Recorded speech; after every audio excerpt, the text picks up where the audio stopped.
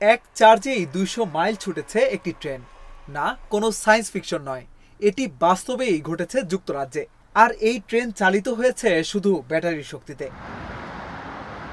Great western রেলওয়ের একটি train সম্প্রতি রিডিং থেকে অক্সফোর্ড পর্যন্ত মোট ২০০ মাইল পথ পাড়ি দিয়েছে একটানা একবারও চার্জ না দিয়েই। এই রেকর্ড ভেঙে দিয়েছে আগের ১৩৯ মাইলের সীমা। বলতে গেলে পুরো পৃথিবীতে ব্যাটারি চালিত ট্রেনের মধ্যে এই দূরত্ব পাড়ি দেওয়া এখন পর্যন্ত সবচেয়ে বড় সাফল্য।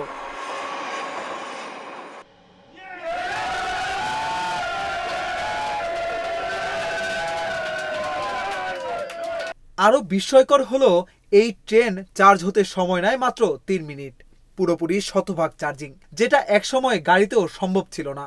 আগে যেখানে ব্যাটারি চালিত গাড়ি চার্জ হতে সময় লাগতো মাত্র ৩ ঘন্টা, এখন এই ট্রেনে তা হচ্ছে মাত্র কয়েক মিনিটেই। এই ব্যাটারি চালিত ট্রেন শুধু দ্রুত নয়, পরিবেশ বান্ধবও বটে। ডিজেল চালিত ট্রেনের তুলনায় এটি ৮০% পর্যন্ত কম কার্বন নিঃসরণ করে, মানে গতির পাশাপাশি পরিবেশের দিকেও নজর রয়েছে।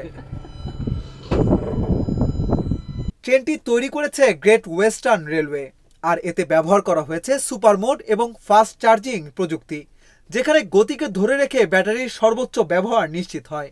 এই যাত্রার শেষে ট্রেনের ব্যাটারিতে তখনও ২২% চার্জ বাকি ছিল, মানে তখনও আরও প্রায় ৫৮ মাইল যেতে পারত।